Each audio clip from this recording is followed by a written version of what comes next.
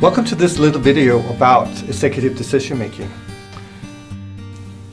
The video is about a model, it's called the EDM model, that actually describes what a good decision making process is for an executive that are facing a significant strategic issue in or around the organization. Could be an important challenge of some sort, or problem, or an opportunity.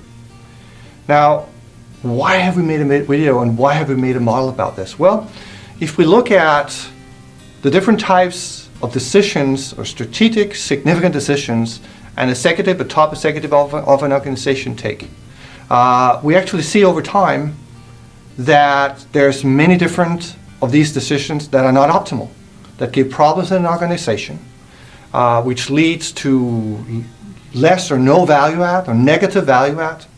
And from hindsight, we can see that a lot of the problems that's led to a poor decision or ineffective decision could actually have been prevented.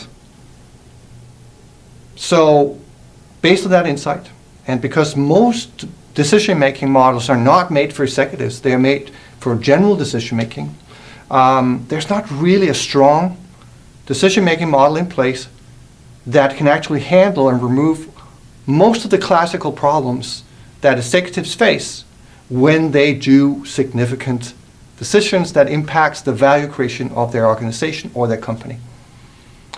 So the research projects that I'm referring to, that's the basis for this model, started about, say, 7 years ago. What we did was looked at the types of problems executives had, which we understand happen again and again, that have a significant negative impact on the quality of the decision taken and the outcomes, of course. So let me just give a few little insights about what issues we found. I mean, over the years, in research about decision making, we know that there are many types of biases, cognitive biases, that can creep into decision making. What we wanted to look at, what is specific for executives. So what we can confirm, or what we did confirm, was, for instance, things like a lot of these executives making significant decisions have never had any type of formal training in decision-making processes or executive decision-making processes. So basically, they had a restricted knowledge about what a good or best practice decision-making process is all about. Second thing, we found that a lot of the processes, decision-making processes, were based on the intuition of one manager. So you face a challenge, let's start working with the challenge, let's find a good solution. So it's based on intuition, based on tacit knowledge about what is needed. And the process is not planned, or if it's planned, it's based on intuition. So what do I know from the past has worked, and I'll try to use some of that again going forward. We also found that a lot of problems arose when we, with the advantage of hindsight, could look at the problems that arose. A lot of these executives said, if we have known this, or if we've done this differently in our process, we could probably have avoided making this type of mistake in our decision making. So we actually found a lot of different issues in hindsight which could have been prevented if we had a better process of how to make decisions. We also found out more specifically that in a number of situations, the decision made was not made on the knowledge of what the actual root causes were, for instance, of a current problem or current issue. So they have done with a superficial analysis of the situation, but not an in-depth understanding of the situation. An analogy for this one would be the iceberg analogy, where you might see what's sticking up over the iceberg and see that's the problem, let's fix that, but you don't see what's under the surface. So we found out that there was only a rudimentary analysis of issues occurring and not a deeper understanding of what affects what and what's the cause-effect relationships and which issue are important versus another issue, or how important are different issues against each other. So poor root cause knowledge and root cause understanding were one of the critical issues that we saw again and again. Executives confirmed that that's part of the reason why a decision might have gone wrong. We also found, and this is true for about 99% of the ones we've analyzed, is that the decision-making process went from initial understanding of feeling that we have a challenge, and then what can we do about it? So So a lot of executives, they go into solution mode without, and really, basically they jump over part of the research phases. So they jump too quickly to solution mode. So they work on solutions without really understanding the basic challenge or some of the issues involved in the situation. By that, developing a solution which they think they will work without a full understanding of what issues they actually face. So the solution versus the issues didn't fit well, which meant that in many cases solution went off track or were ineffective for an organization. There's of course a number of other types of standard issues that executives face. This is just an example of some of them. Oh, I want to mention one more thing that is pretty common, commonly referred to as one of the core reasons a decision went wrong. That's actually the fact that many executives, when they do decision making, they work with the available resources, the available people. Now, that might not be the smartest way to go when making a important decision. Some of the right people to have in a decision-making process might be the ones that are very busy with other things. So in order to avoid a lot of problems, we have to consciously think about who actually involved at what phases of the decision-making. Because many executives say that we didn't have the right people in the room, we didn't have the right people as parts of the process, which is why a decision went wrong. So that's another of the issues. Again, many other biases that we can go through that executives have, but these are some of the most important issues that they face once they run a decision process. So our idea was to say, all right, given there's not a really strong executive decision-making process, given we have all of these types of issues, let's try to design and develop a model that can be used as the basis, logic for executive decision-making that makes all or most of these issues, or minimize these issues, or make them go away. So what we did is develop a model. We tested it with a lot of executives, different versions of it. We iterated on it to figure out what worked better, what worked not so good. We added things to it. For one of the things that we quickly found out was one thing is to outline a good process with different activities. Another thing is to be able to do it well. So we found out we needed to add different templates, different tools, so people also knew what they should do and how they should work in order to execute a good process. So what we ended up with is what I'm going to introduce to you now. Just a brief overview, introduction to the model, is the EDM model for executive decision making. All right, so step number one will be define. Define means that actually we have to describe what type of challenge are we actually working with. Now you might think this is really easy and baby stuff. It's not. Once you face a complex situation, it's basically like the analogy of the elephant. So if you look at the elephant from the front, you might see it's limping on its front right leg. However, if you look at it from the back, you might see it has a spear in its rear. Right? So what the challenge is, either it's a problem with the right leg or it's spear in the butt, depends on your perspective. So think about a company situation. If you talk about a significant challenge to your organization, there will be different managers, different executives that will define the challenge in a different way. So if you can't agree on describe the challenge that you have, so that everyone understands and everyone kind of have the same perspective, it's going to be hard to work with that challenge. So that's one of the things that's included in the define phase. How do we actually describe, delimit the challenge we're working with? What type of challenges? So we try to get a full perspective on it to be able to specify it. Now again, I worked with about 2,000 Executive MBA students doing capstone projects over the years, and I know from personal experience for over a 10, 12-year period that actually defining the challenge so it's well defined, well understood, good classified is hard. It's really hard. So that's why define phase is important. The major tool we have for help for this one is a list of what needs to be in a decision charter. It's some of the key insights about how to define it well.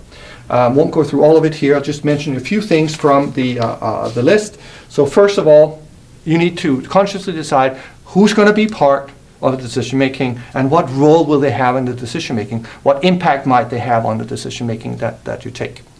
One of my good colleagues, Victor Room from Yale, innovated a model a number of years back about how best to decide what type of decision making or who's going to be involved in the decision making. Is it going to be you alone as the top executives, or are you going to do it in a democratic, collaborative way with others, and what type of impact might they have on the actual decision making? So that's one of the things you need to include. You need to actually define the specific process needed. Let's say we have a situation where one of the major clients that represents maybe 20% of your turnover want to leave you because there's problems with the product you sell to them. And in one situation, they need an answer in 2 days, what you're going to do with it, otherwise they'll leave. In another situation, you have 3 months. So what kind of decision-making process will you run if you have 2 days versus 3 months? They're going to be totally different. Can do much more if it's a longer process, and you have to be much more efficient when you have a short process. In essence, that means that the process, the actual process of decision making you will run will be depending on the specific situation and needs that you have in every single situation, which means that you have to tailor-make the specific steps you're going to take in decision making depending on the situation. However, this model is a generic logic model which you can use in all situations. But part of that is that once you run into the define phase, you will have to specify what specific decision-making process will you use this time. What steps are you going to take? Who's going to work how much on it? When and where and why? All of that stuff. Another thing that's included in the decision charter will be what level of resources you're going to throw into it. So how many man hours, man days, man years are you going to spend on this one? Whose time are you going to spend on it? How much can you invest in it? And deadline, when does it need to actually happen? One of the problems with many decisions is that it gets taken too late. So you have to set a deadline for yourself of when you need a decision in what form. So those are the elements involved in defining the challenge, the decision-making process you have. Key tool is a decision charter. Step number 2 in the process is the discovery.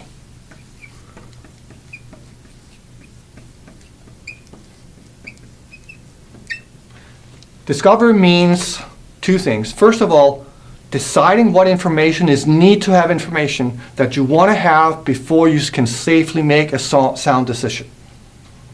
In order to do that, we normally want to develop an information list of critical information that is needed from different sources, of different types, in order for us to say that we have a good information basis on which we can base the decision. The second thing of the discovery phase is to get that information, either through field research or desk research, in any way and form you can get it. Certain things we actually have to do field research on. If we don't have the information and if it's critical to the decision-making process, we might need to go out and interview people, talk to friends, family, consult articles and reports or other things. So that's basically the discovery phase. Get the information that is needed. And before we get it, we need to make a list of what is needed. So we don't search in perpetuity for all types of information that might be relevant. Information list helps us, guides us to the information that is needed. It also helps us tell us when have we found enough information. Phase number 3, or step number 3, will be the analysis. So once we've gathered the information,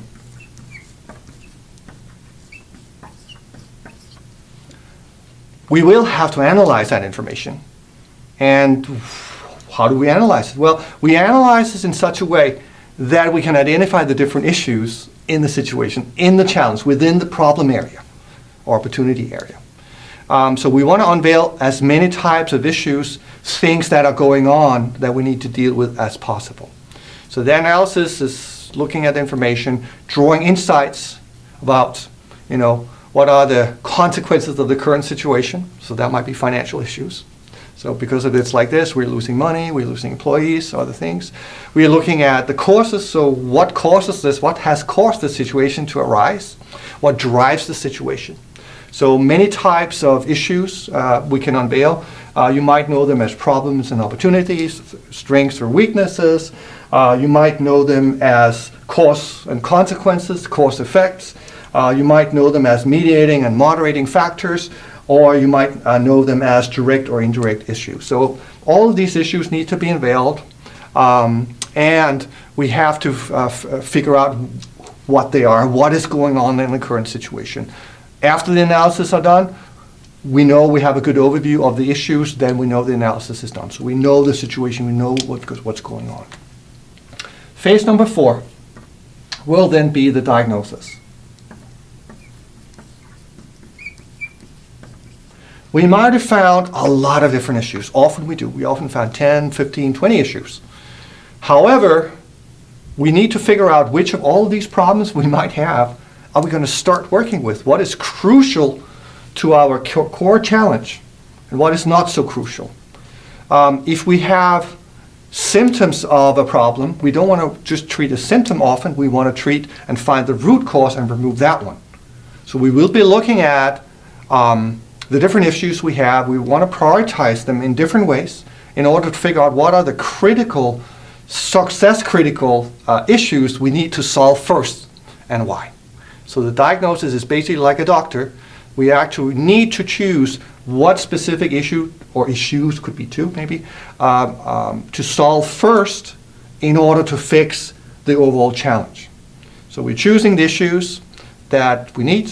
One main issue, a couple of main issues might be included in the diagnosis. Once we've done the diagnosis, then we jump into solution mode. Now, solution mode basically consists of a couple of different steps. The first one we want to engage in is basically to outline different types of alternatives. So we usually call this phase 5, which is develop.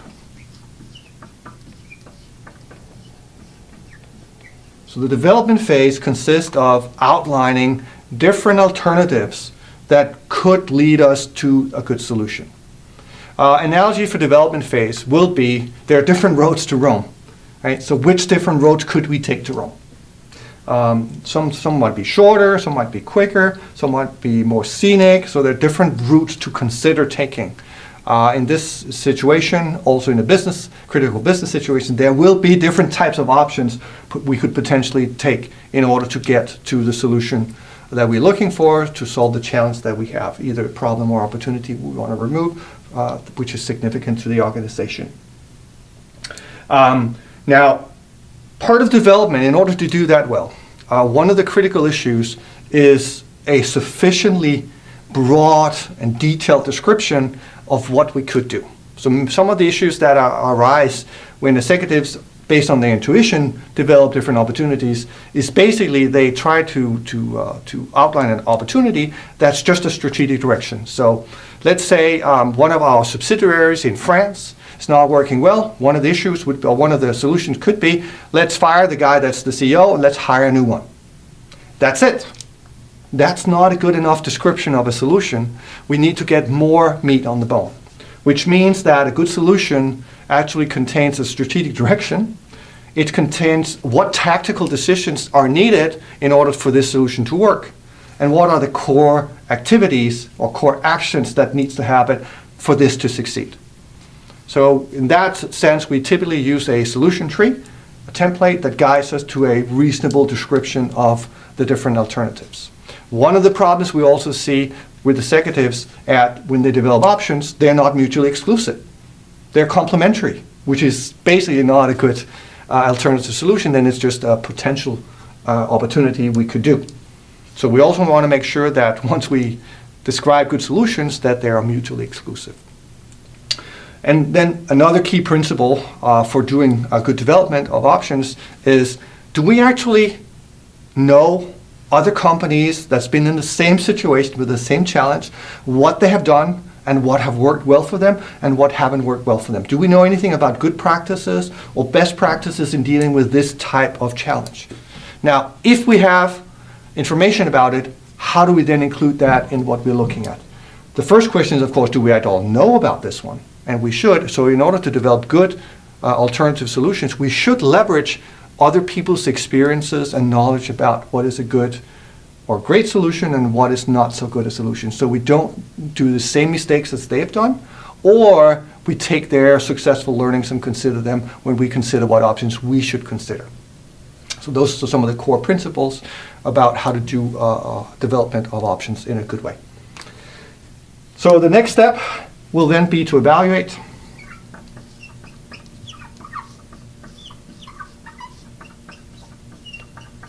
Evaluation is basically a balanced evaluation of the different options that we've come up with during the development phase. Evaluation, for a professional evaluation, we typically use a tool called the evaluation matrix. The basic principles for a strong evaluation is that any set of options first have to have a defined set of evaluation criteria. So on what basis are we going to choose the best one? If we don't develop a set of common evaluation criteria, we will be comparing apples and pears. But we need a set of evaluation criteria. Typically, it's a couple of financial criteria and a couple of non-financial criteria we use. And then we score each option on each of the evaluation criteria. So that would be a strong evaluation. What we're basically doing during the evaluation phase is trying to predict and quantify the consequences of implementing each of the alternatives we're considering. So we're actually trying to predict the future. Two key tools for this one to do it well is an evaluation matrix that helps you overview the options, evaluation criteria, importance of each evaluation criteria, and then can score them quantitatively. So you can get help to figure out, given your evaluation criteria, given your scoring, given your options, which one is probably going to be the best one. That's one tool. The second tool that's typically used for this one, which is a best practice tool, is of course a business case evaluation of the different options. So basically it's an evaluation of the cost and benefits. Normally it's based on financials. So we can actually quantify in money also what impact we expect each of the options to get. But a business case template can be used for that, but it's normally not the only thing that's included in the evaluation matrix, but it helps us develop the financial estimates for what might happen if we do this and that. One of the things that are not financials, what we always use, is risk assessment. So with any kind of options, we need to look at the risk inherent in each of these options, and if there's different risk levels between the different types of options, so one option might be safe and one might be risky. The risk assessment will outline which one is riskier than another. And that's part of the non-financials we also want to include normally in any type of evaluation we do. So once we evaluated, we made our evaluation matrix, we scored different options and different criteria. There's an index system in the evaluation matrix that guides us to, given the input, what is then the best solution. If we use that, it's going to be easy to do the next thing, which is to choose. Which of the options are better? We use the evaluation matrix, the numbers in it, and then we say, all right, given this one, if we're correct with this evaluation, this is probably going to be the better one. And because we have the evaluation of all the options and all the criteria, we can use those data points or those assumptions we put into the evaluation matrix to argue why is this better than this one. Right? So that's usually an easy one. If we've done this well, it's easy to choose. Once you've chosen an option, the last step will be to execute. So it will be 8, execution. Execution. Now, a lot of executives have a lot of experience with execution. If we look at a lot of the research about what goes wrong or what is the biggest risk factor when making new strategies, it's basically not the strategy in itself, but it's the ability of an organization or executive for that matter, to implement that strategy. So execution today is a critical step for any kind of decision-making process in order for us to make a good choice successfully in the organization. So when we look at all the good and best practices that is associated with research about execution of decisions, we found a few insights that are critical, are success-critical factors for actually successful implementation of a decision. Basically, it consists of 3 things. It's first of all a solution implementation plan. So the decisions we've made is typically about what do we need to do and who need to do in order to fix this issue or take advantage of this opportunity. So there needs to be an implementation plan for the solution. Project plan if you want. Right? So step number 1, plan the solution implementation. Who needs to do what, when, and where, and all that stuff. Second phase of successful execution of a decision will be the communication plan. So it's not enough to specify what needs to happen, who needs to do what. You also have to make sure people know, understand, and are committed to helping you implement that decision, whether it's the owners of the organization or employees or third parties or suppliers. You always have to communicate with them. Motivate, engage, secure acceptance and all that stuff. So communication plans are needed. Third thing that needs to be included is a transition plan. Basically, it's the plan for how do you manage the transition from today's situation until tomorrow's situation when you've successfully implemented your decision. There's usually a transition phase from as is to what it needs to be in the future given the decision you made. So who's going to manage that? And how are you going to manage that? It's a governmental process. How do you govern that process from bringing the organization and the way you do business today in this area from here to here? If it's a product development that you're engaging, so it might be a new product you need to develop and market in order to be successful, how do you manage that process? And how do you manage that people can actually develop this new product? Right? So you need a governmental process. In this case, we call it a transition process, transition plan. You need to plan that out as well. Once you've done that, you've basically completed the executive decision-making process. Okay? So there you have it.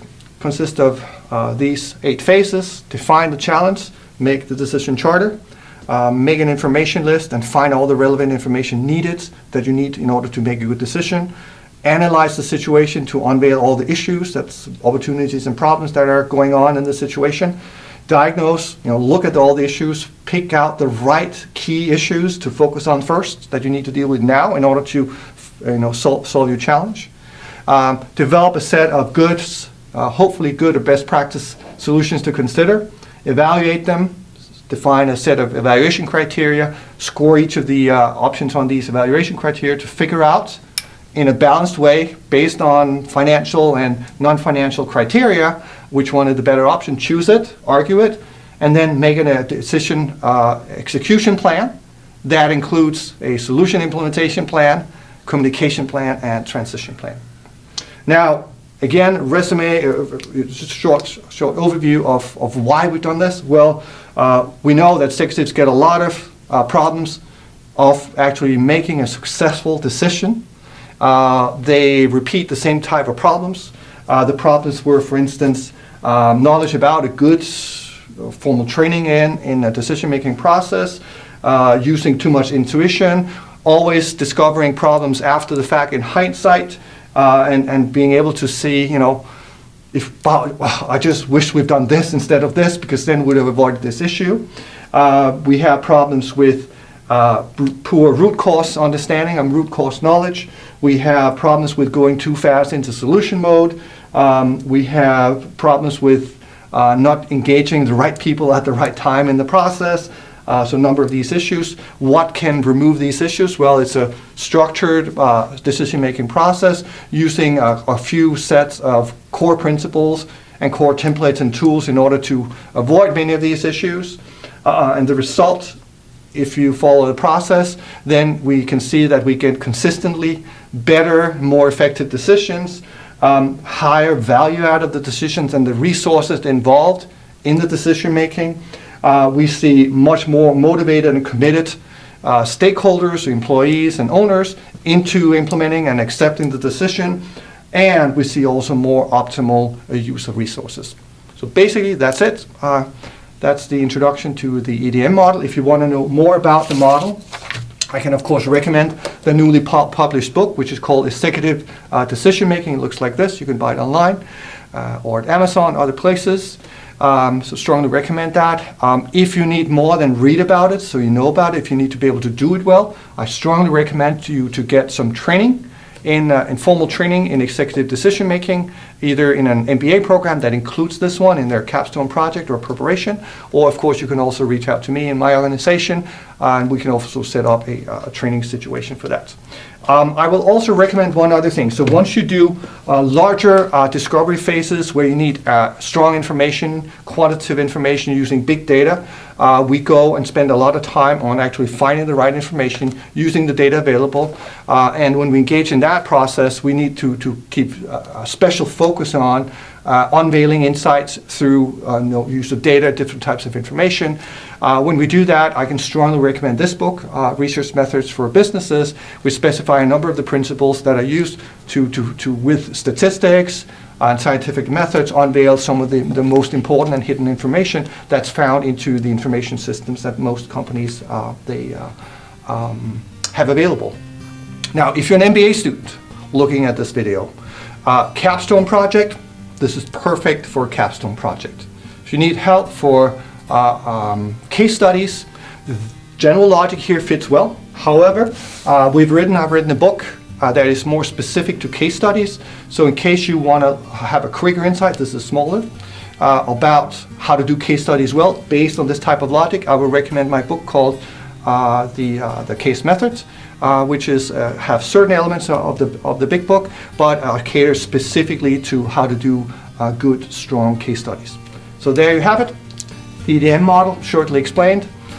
Good luck with it, and hopefully you get some of the great results we've seen in the research that the executives we worked with, that we trained in this one, had, and get the same type of success before and after using this type of model.